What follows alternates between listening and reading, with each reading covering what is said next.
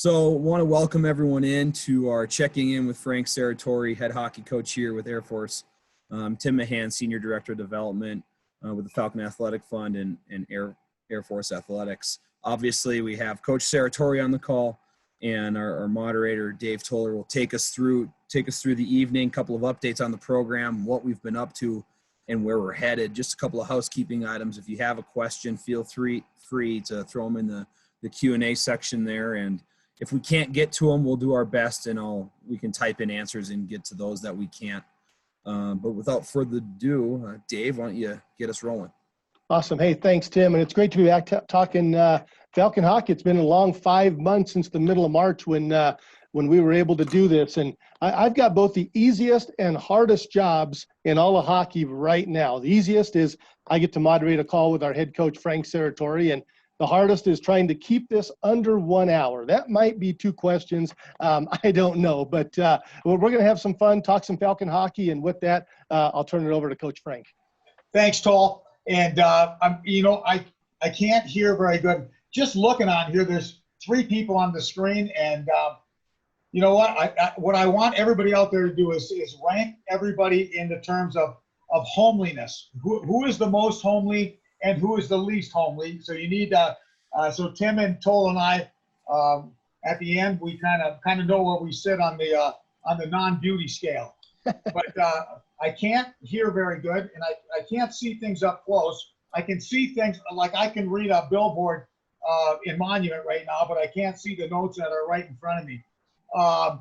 This is the first time that I was telling Joe Doyle, look at my hair. I don't have much left, but how's my hair look? Look okay?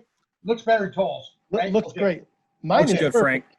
This is the first time I've had my second haircut since March, and this is the first time I've done my hair. First time since March. So I got all dolled up. I'm shaved, and I'm really excited about this. I'm excited to be able to talk to all my friends and all the great followers in Falcon Nation, and I mean it sincerely. I miss you. I miss you greatly. I know a little bit of Frank goes a long ways, and whatever dose you got from me last in March in the playoffs or at the radio show has probably done you up till now and even further. But I miss everything about my routine. I hope all your family and all your families are safe and well. And my heart goes out to those who, that have lost loved ones. My heart goes out to those that have had some economic struggles. Just keep the faith and stay forward thinking. We're gonna get through this, and we're gonna get back to something that more of a semblance of normalcy for us. Just kind of wanted to let you know about my family a little bit, and like all of you, I'm blessed to have a great family, and everybody's doing well. I can't complain. I've got a wonderful family. I've got a job. I've got the best co-workers that a man could ever wish for. I've got a great following of not just fans, but those fans I consider close friends. I miss them. We're getting through this just fine. One little sad note, as many of you have corresponded with me. My little buddy Annie, that helped me through my last couple of press conferences last year. We knew it might be her last playoff run, and we lost Annie last week, but which was a blow to our family. Anybody that's had a pet, and we've had Annie for over 15 years, and boy, walking in and not seeing her up on the couch and greeting you at the door and that type of thing but that's life. That's what you sign up for, when you get a pet like that, a little dog. But she was wonderful, and she didn't go. She passed in her sleep, and she didn't go through any pain or anything like that. So, but that's about the only thing with our family that's really changed. This has been a really strange time, and despite me, being as fortunate as I am, I have nothing to complain about. I have a great family. I have a great job. I work for great people. I work with great people. You know, we've had things that we've been able to do, but our routines have you know, like our routines have greatly changed. And I guess I never realized, you know, how much I enjoyed my routine, how much my routine was a part of my life. And it like, there's been some, you know, been some strange things. And I've talked to a lot of people about it. And, you know, there's just been some things that are missing. Things that are out of balance. And I think, you know, hey, I love being around the boys. I love being around the staff. I love coaching. I love traveling, and all of that stuff has ceased.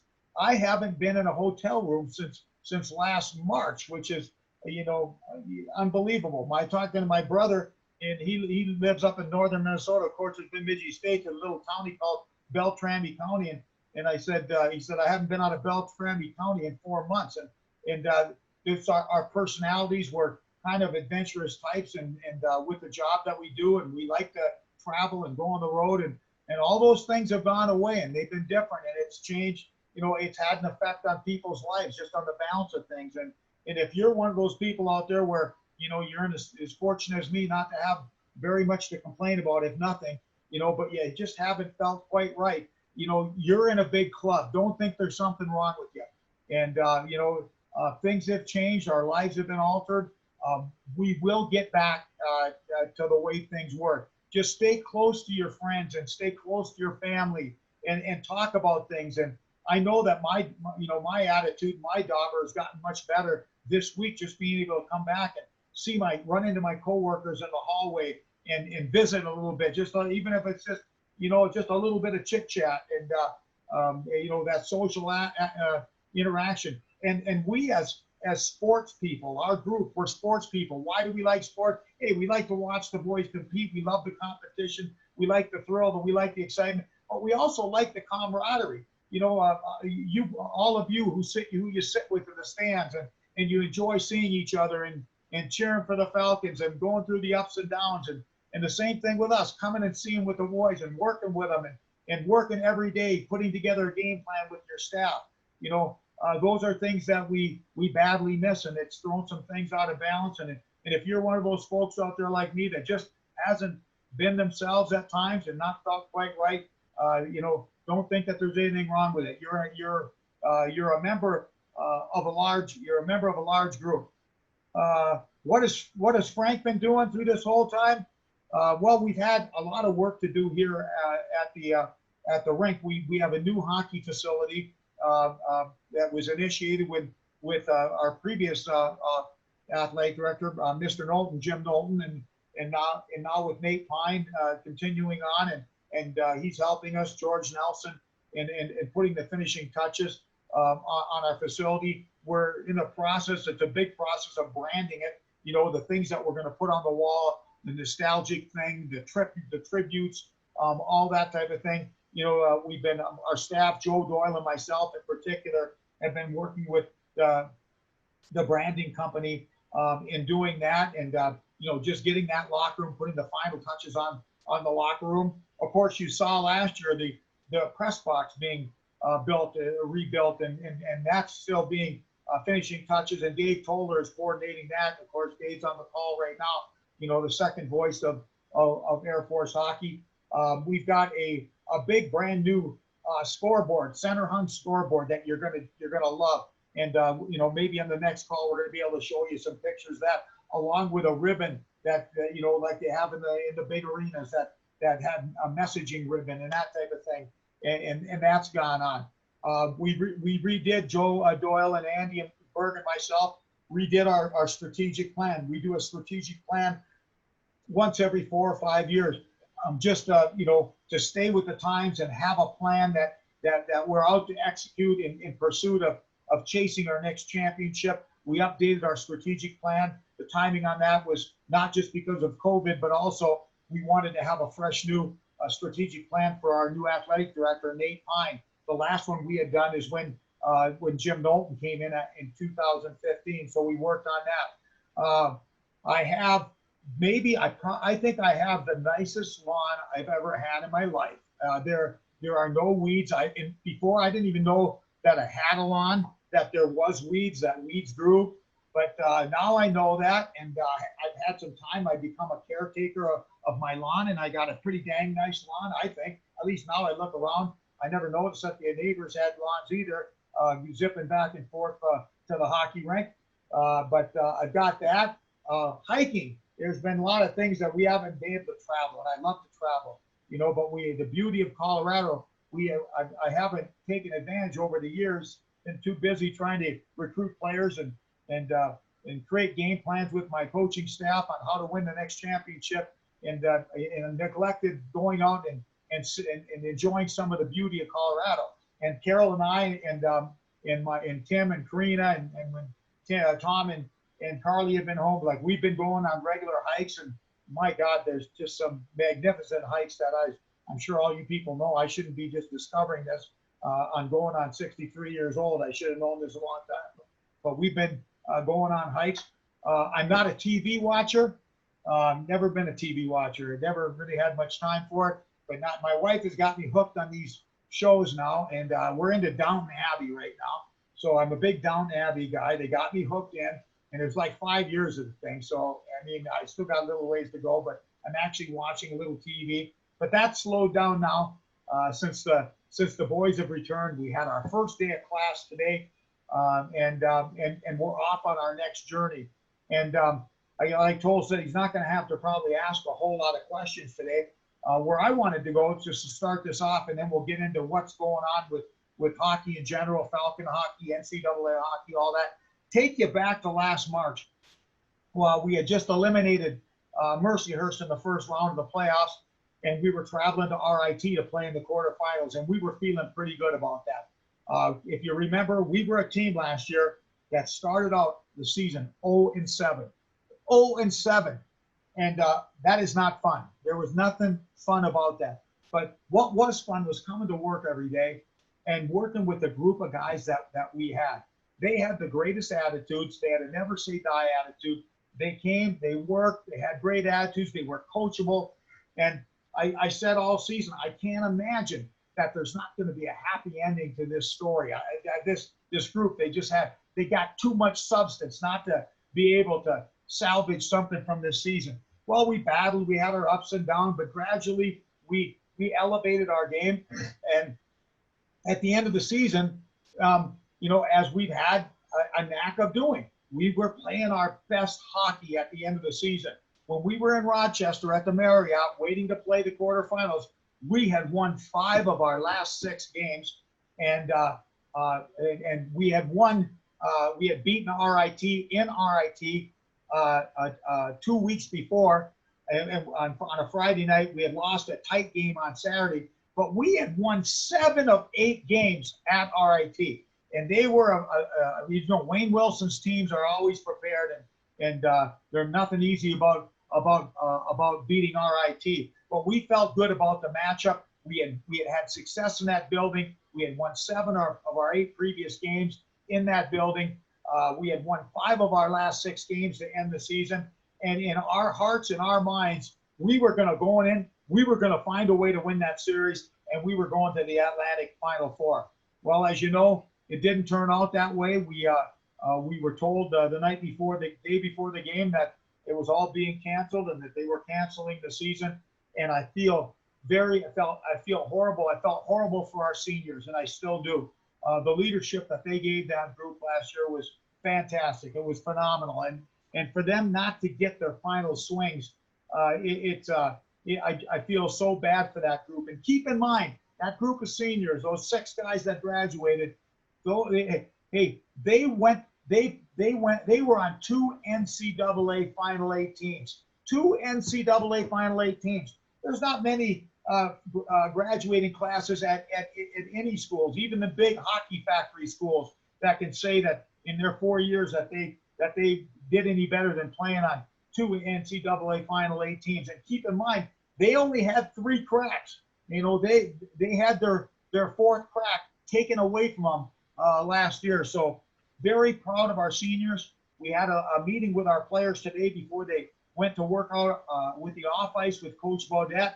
And, You know, Joe talked to him, I talked to him, Marshy talked to him, and the one thing I want to say is, you know, you guys are lucky. You're back, and we are going to get another crack at this. And one of the things that we're going to be playing for, we're going to be playing for ourselves, and we're going to be playing for Falcon Nation, but we're also going to be playing for that group of 6 seniors that gave us such fantastic leadership last year. We're going to be playing for them as well.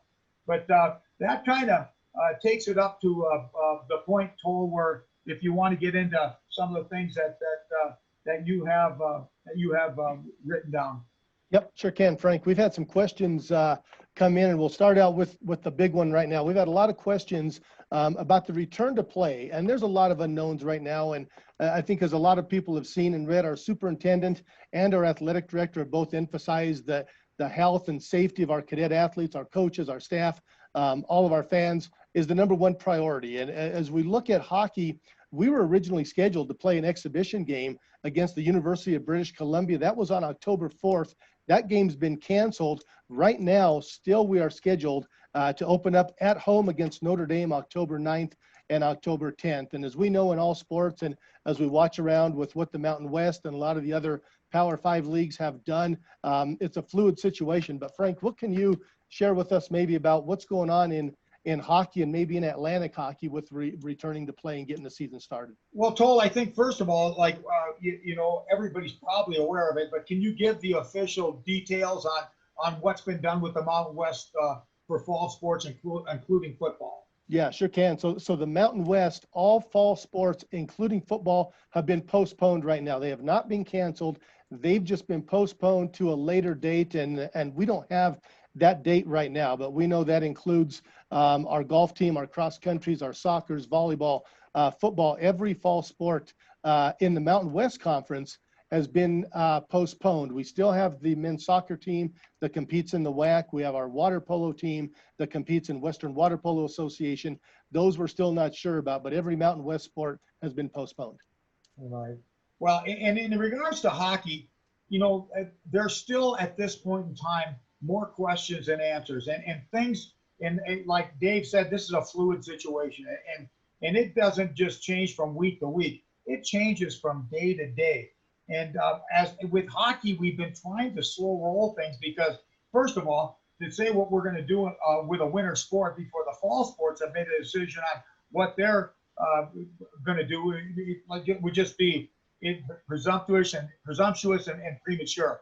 So right now, you know, with hockey, we're planning on starting at the earliest possible date. We'd like to think hopefully we're going to be playing. We're going to be opening with Notre Dame here.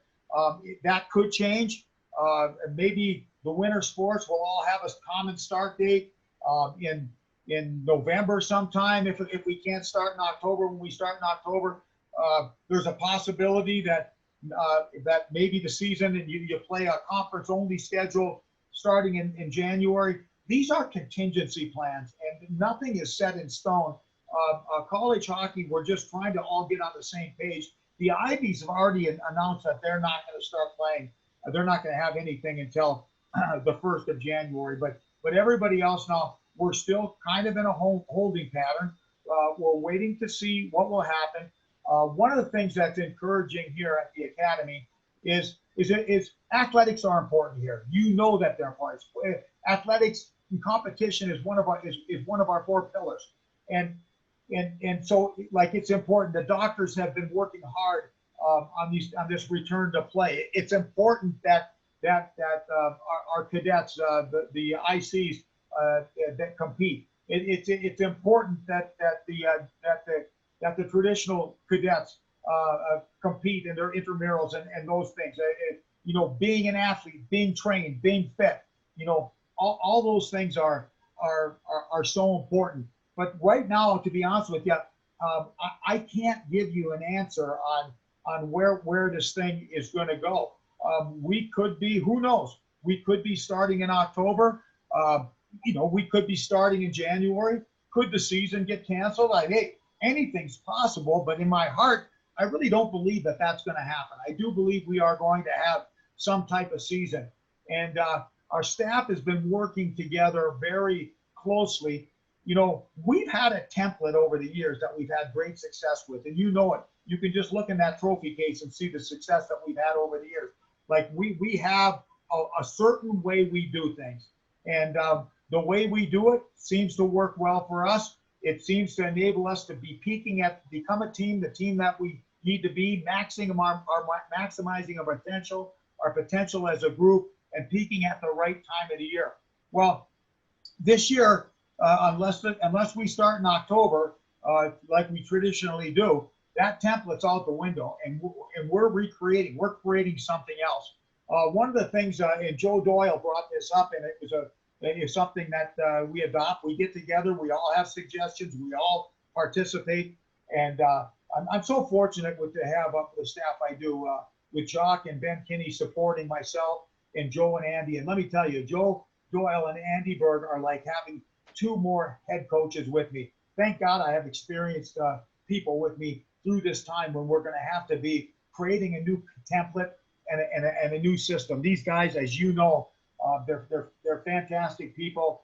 They're great coaches, and they're even better people. But Joe suggested, if there's a chance we might be starting later, the biggest thing, if we play a shortened season, say we play a 20-game conference schedule, that's all they allow you to do. Instead of playing 28 games, we're playing 20. Are there going to be non-conference games? Are there going to be conference games? God only knows. We don't know. But the bottom line is, when that season starts, we want to be as big and strong and fast and explosive as we possibly can. And we have an opportunity this year to kind of accelerate the strength, the physical strength, the explosiveness, the things that our players gain from Coach Bodette in the weight room. The biggest step that our athletes take in their 4 years, generally, the majority of them, is between their freshman and their sophomore years. There's two reasons for that. The first reason is acclimating to the Division I level. I mean, it's a big jump, even for these kids these are the stars of junior hockey that come here. But it's still a big step. They're playing against big, strong, old men in Division I college hockey. Our seniors last year were 24 years old. And, coming in, the speed, the strength, the physicality, there's an acclimation time. And you just don't walk, unless you're a phenom, you just don't walk into something like that and take over. The other thing that enables our guys to take a great step, they acclimate, they that first year, and they learn the level and they acclimate. But it's that spring with Coach Bodette, what he is able to accomplish with them physically and transforming their bodies, literally from making them from boys into men. And they come back with that experience they gained at the level, along with a man strength that they gained with Coach Bodette in the weight room in the spring. It's unbelievable. Well, ordinarily we haven't had a whole lot of time on the front end in the fall for Coach Bodette. He kind of gets into it, but we have to get into hockey relatively quick. We may be delayed a little bit this year, which may give our Coach Bodette some extra time to get our guys in that weight room and get them bigger, faster, stronger, more explosive.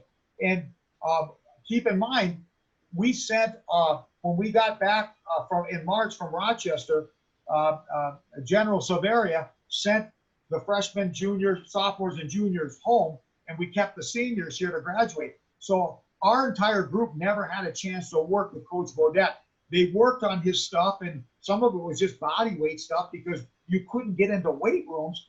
And so the boys did the best they could with what they had, and if they didn't have anything, they were doing body weight workouts, but they weren't under Coach Bodette's thumb.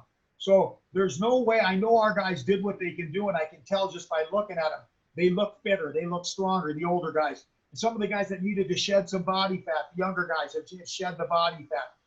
But they didn't get, there's no way they maximized what they would have maximized working directly with Coach Bodette. So this can give our upperclassmen an opportunity to bridge that gap and get to where they would have been had they had a full spring with Coach Bodette. And for our freshmen, for the boys that are coming in, enable them some extra time, Coach Bodette, to maybe get some man strength on them so that they're not playing like first semester freshmen physically. Hey, they're going to have to acclimate to the level of speed, the competition. But physically, maybe we can get them a little.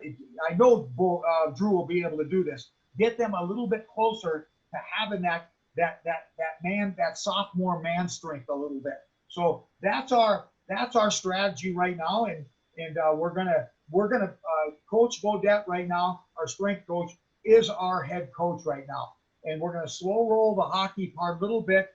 Get those guys emphasized in the weight room, and you know what? If it's announced that we can start October 4th, it's going to be an easy transition for us to get the guys on the ice. They're excited to get on the ice anyway, or if we have a November start date, whatever.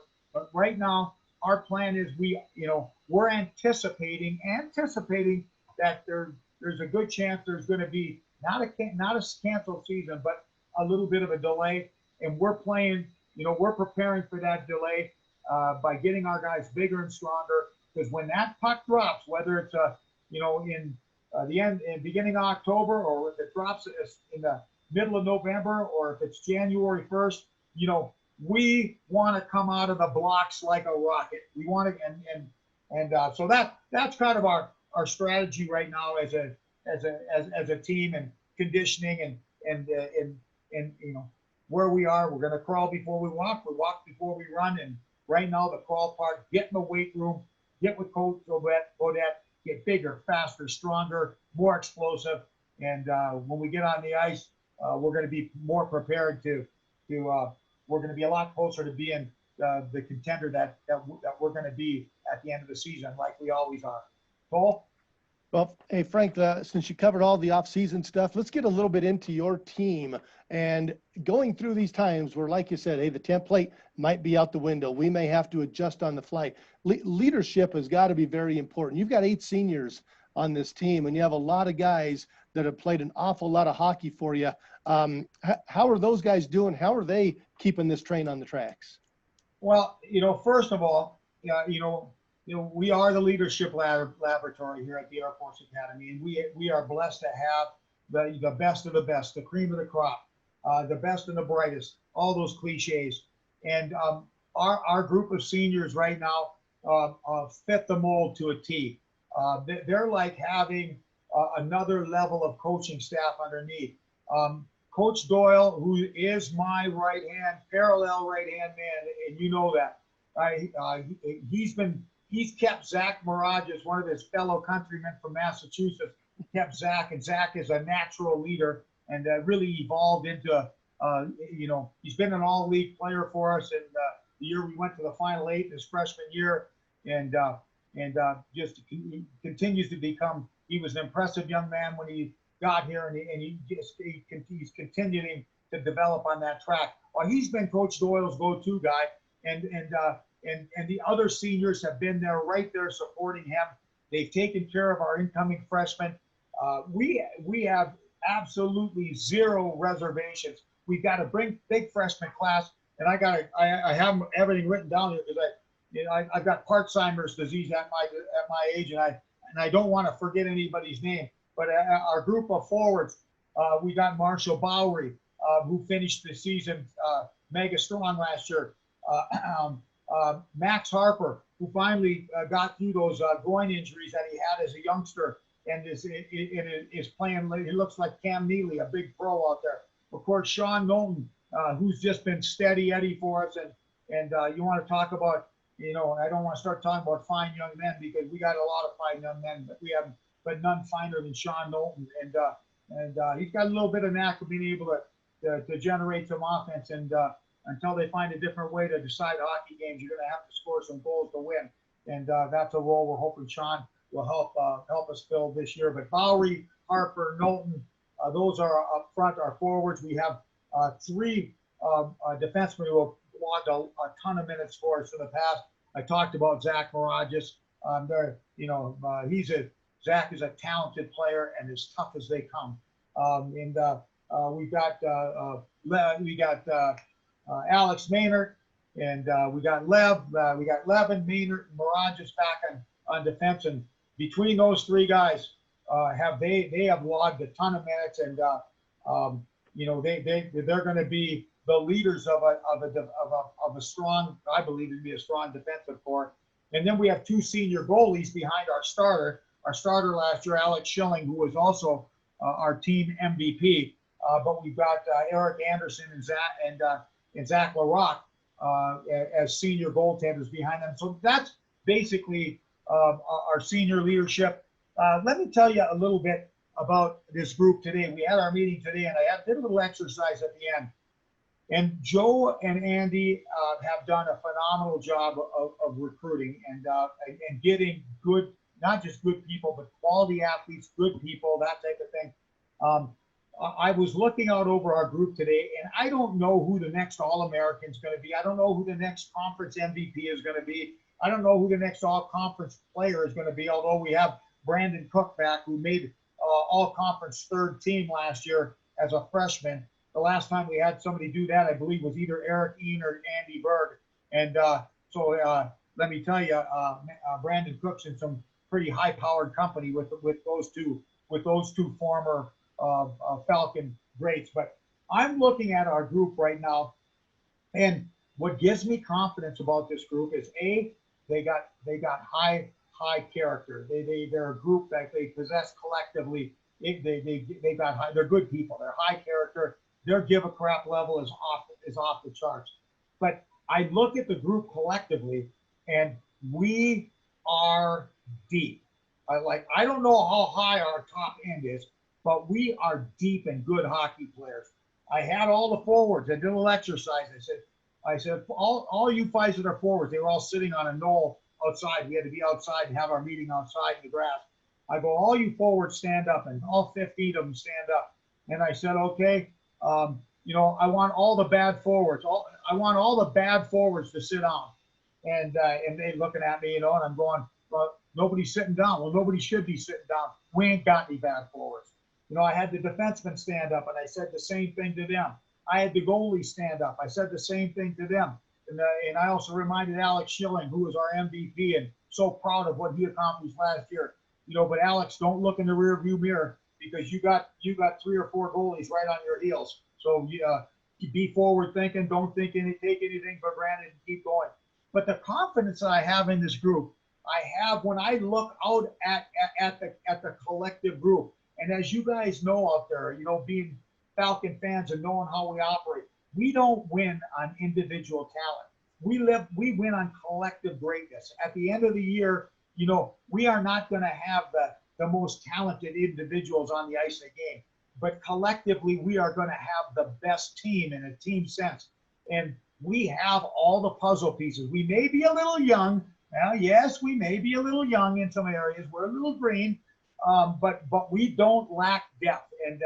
And what gives me great confidence to talk about chasing championships. I'm not afraid to say that. That's what we do. That's why we're in this business. We want to chase championships every year, and this group can chase a championship. I know it when I see it, and when I look at that group, the puzzle pieces are there. If they don't get there, it's because they didn't allow themselves to get there as a collective unit.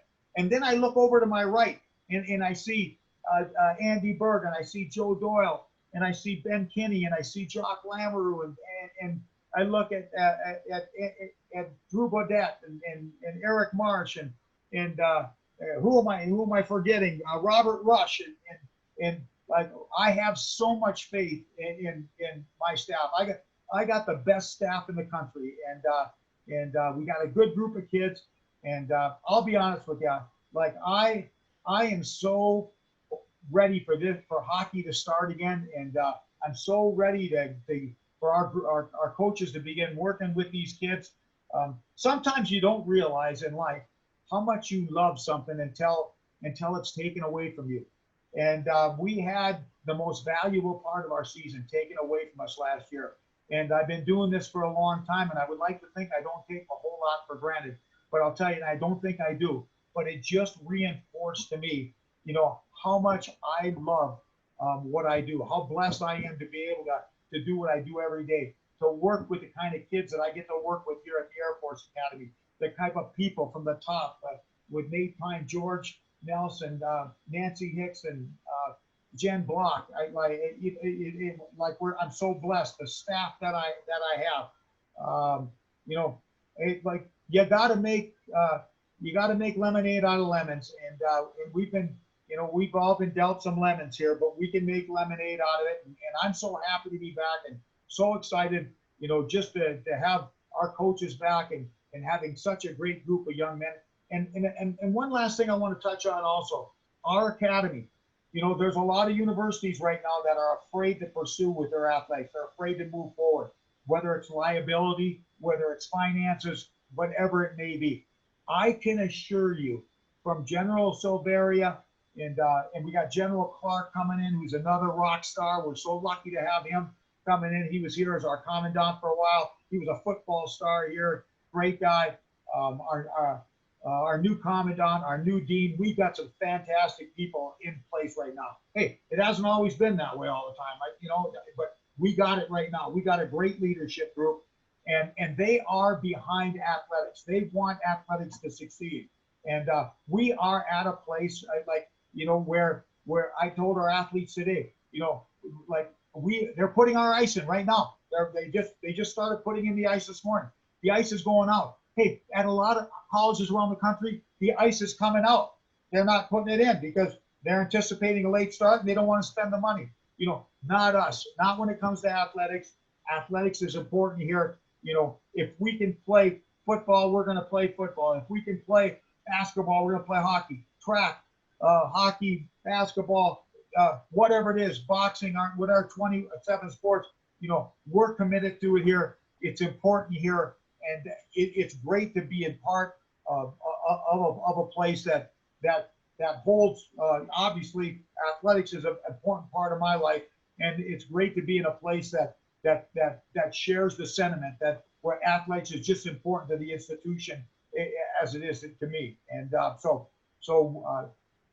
lots of optimism. I really believe we're going to have a season, and with this group that we have right now, I think it's going to be an entertaining. It's going to be a fun season as well.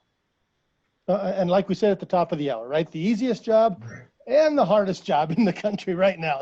So we're going to get back to your team, Frank, and get a little deeper into that. We talked about your seniors, and you talked about Alex Schilling, the season that he had, and he took over 7 games in, ends up being our team MVP, and gave us that stability. Just to show you it goes to show you how great of a coach I am. Just how great, how smart I am, how great I am. I've been doing it all these years.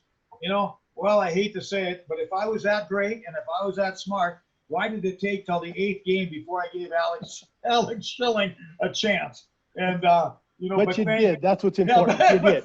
Thank God, I eventually did, and he sure took advantage of that opportunity. And boy, is that fun to see when somebody finally gets an opportunity. They pay their dues and they have a great attitude. They bust their butt every day on the ice. They support their teammates. No bad body language, and then when their number is called, they come in and they get it done. Yeah, that I love it when people like that prove me wrong. I love it. Absolutely. And Frank, you look back at this season's rising sophomores, last season's freshman class. You mentioned Brandon Cook and the accolades that came with that. All rookie team, was on the 3rd team for all conference. What a great job you and your staff did of bringing that group in. By the end of the season, in terms of the number of points they scored, they were one of the top freshman classes in the entire country. How are those guys doing as they're getting ready for their sophomore season? Well, they're all back, and again, what a delightful group of young men. I mean this, hey, to say we haven't had, some high maintenance guys here in the past. Hey, we have. Everybody does. We don't have as many as other people have, but with this group, it just doesn't appear to be there.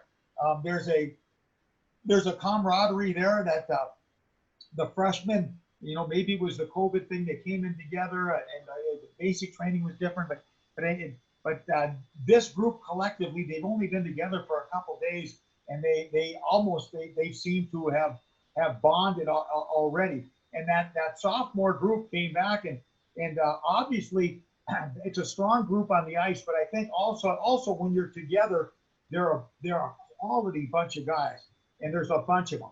And I think, they're a mini band of brothers. and they stick together. You know how tight the classes are here at the academy, and they are one of them. There's a lot of them, and they've banded together. There's a lot of solidarity there, and you know, to a lesser extent, just because they haven't been together as long, I can see it coming together with our freshmen as well. Another large class, and that I just watch them interact together.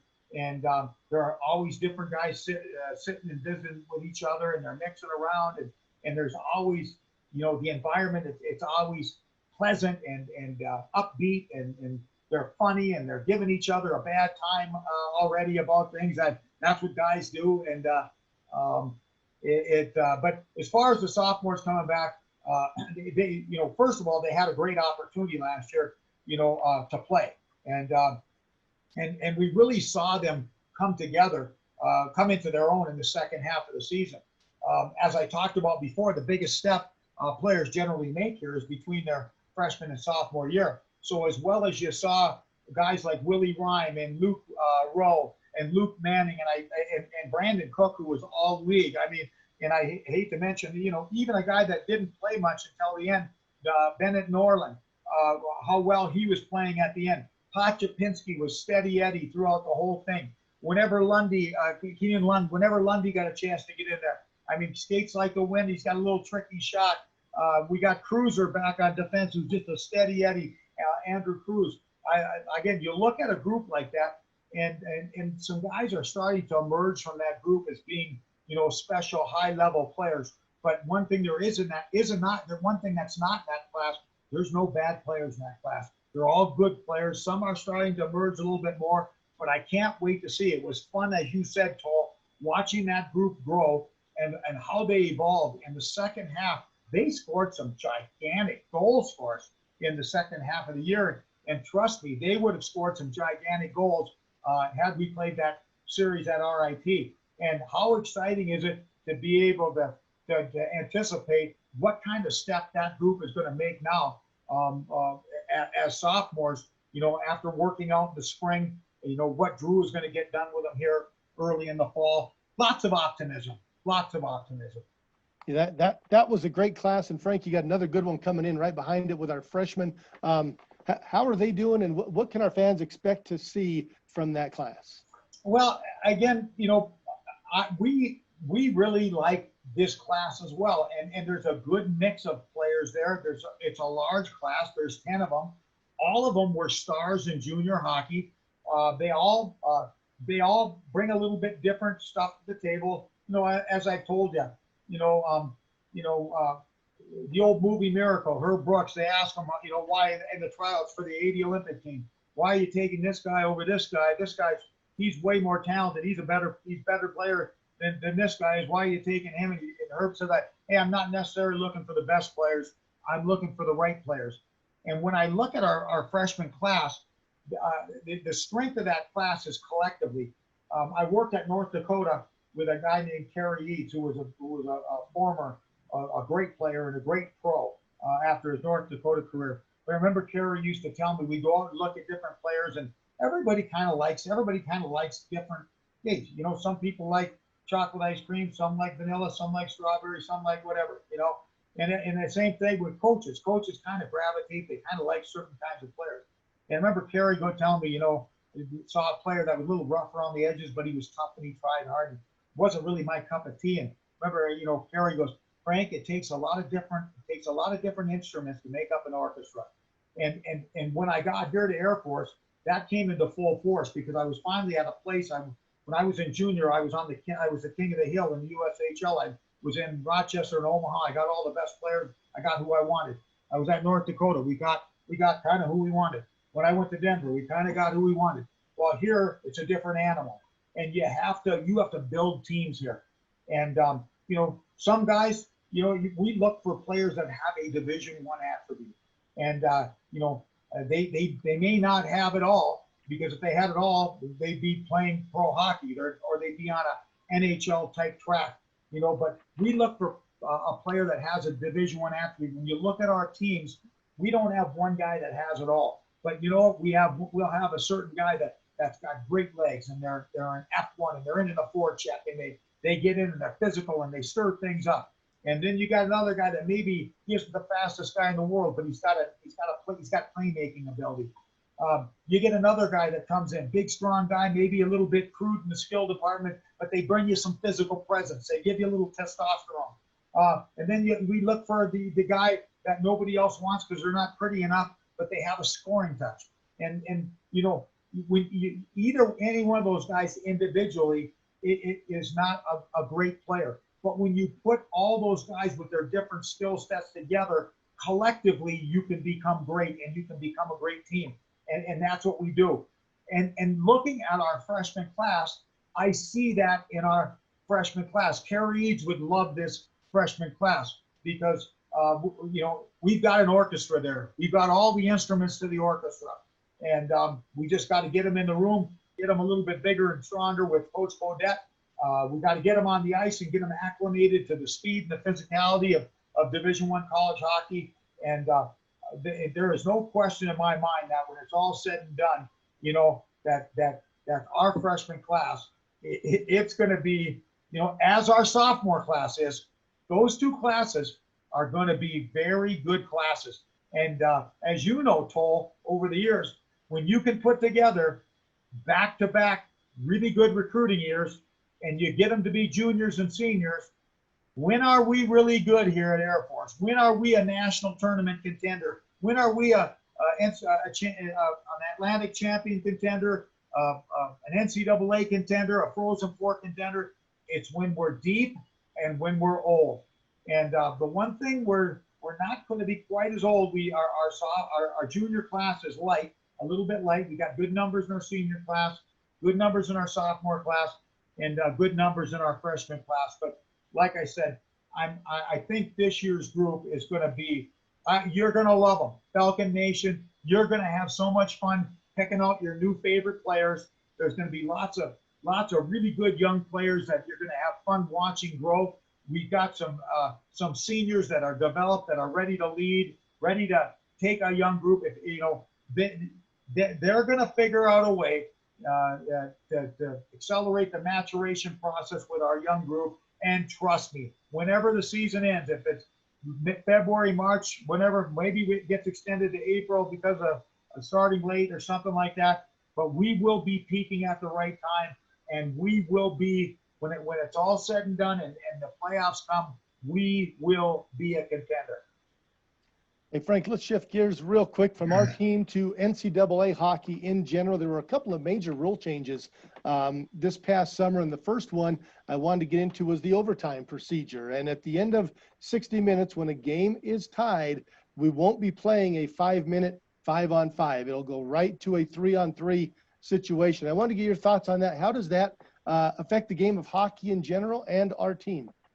Well, I don't know how it affects our team. Last year, everybody thought that the service academies weren't going to benefit by going to the 3-on-3 in the shootout. And lo and behold, who had the best 3-on-3 shootout record in the country? Hey, we didn't win that many games. Won 12 games. Who had the best 3-on-3 shootout record in the country, Dave? Who was it? And that would be us. That would be us. We were. And you know, that can change in a quick hurry. But I love, as you all know, that I am not a tie guy. I am not a tie guy. Hey, fans come to games to be entertained. Fans come to game. They want to be treated with a result. You want to be treated. You want a result. I want a result. And last year we took a step in the right direction. This year it's even a better step in the right direction. We're more mirroring what the NHL does right now. We're going to play the 60 minutes of 5-on-5. If we're tied after 60 minutes, each team gets 1 point. We're going to go into 3-on-3, right into the 3-on-3 for 5 minutes. And the winner of the 3-on-3 will get the extra point. And if it's still tied after the 3-on-3, we'll go into a shootout. And this year, instead of being a sudden death shootout, because we eliminated the 5 minutes of 5-on-5, the game is going to be shorter. We're going to go to a 3-man shootout instead of a 1-man shootout. And I couldn't be more excited about that. I couldn't be more proud of Atlantic hockey for for going along with this, with this adoption. 5 of the 6 leagues are fully on board with this. The ECAC is still dragging their feet a little bit, but 5 of the 6 leagues are on board with it. You're gonna love it. 60 minutes we're gonna go. If you win in the 60 minutes, you get all 3 points. If you're tied after the 60 minutes, each team gets a point. We're going to go right into the 3-on-3, and we're going to be playing 3-on-3 on better ice because we've eliminated that 5 minutes of 5-on-5. So the ice is going to be better for the 3-on-3. And then if it's still tied, we go to the 3-man shootout. I'm excited. I know the way our fans think. We got good hockey fans, knowledgeable fans. Fans have been asking me years, Frank, why are we not doing what the NHL does? Why are we not at least doing what Colorado College and Denver are doing in the NCHC? And trust me, the NCHC's been they've been so proactive, and a part of that is I love we have great leadership with Bob DiGregorio, but Josh Fenton does a fantastic job, with the NCHC and staying on top of things and being, the cutting edge things and staying current. And no, college hockey is in a great place with this rule. I don't know, when it's all said and done, we were 5-1 last year. Maybe we'll be 1-5 this year. I don't care, but you're going to get treated with a result, and that's what you come to the rink for. And Frank, there was one other rule change I wanted to touch on real quick, was regarding face-offs. So now teams can now choose which face-off circle they want to have that draw in to start a power play and after an icing call. What advantages or disadvantages are there to that? Well, the good news is it's a great rule, because every face-off man has his favorite dot.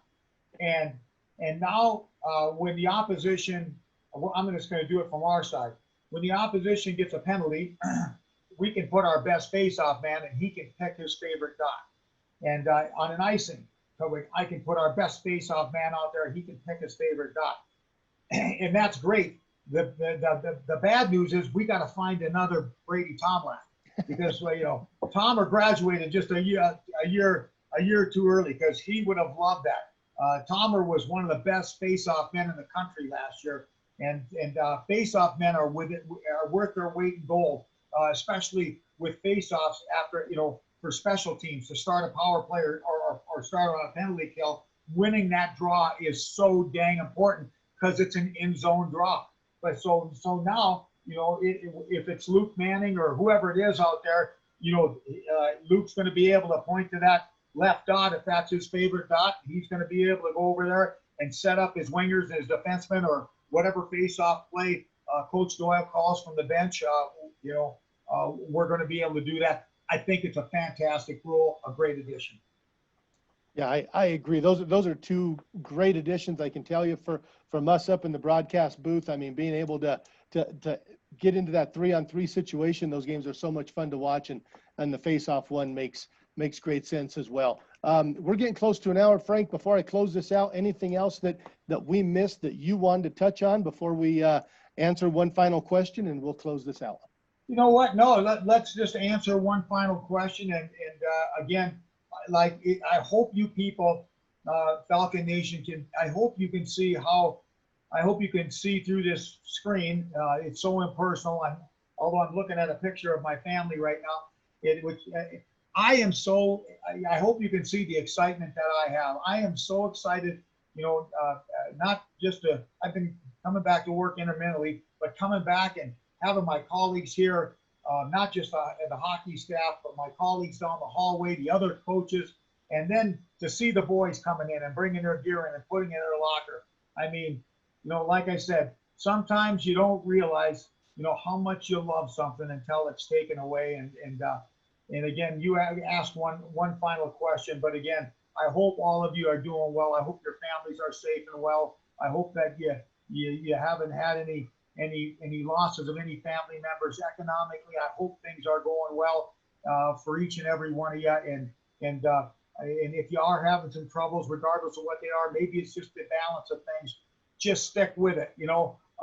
we are on our way getting back to a semblance of normalcy, and I just can't wait for that first night when we're back all together and I can address people in the Falcon room and we go out and everybody's in the stands and the boys hit the ice and you know, you are gonna have you're gonna love this group. You're gonna love this group, and I'm excited about it. And you know, I'm looking forward to the next one. We're gonna do another one of these down the road when we know more, and I'll be just excited about that. But I hope you miss me because Lord knows I miss all you. You are a big part of my life, and I'm blessed to be where I am working with the people that I do.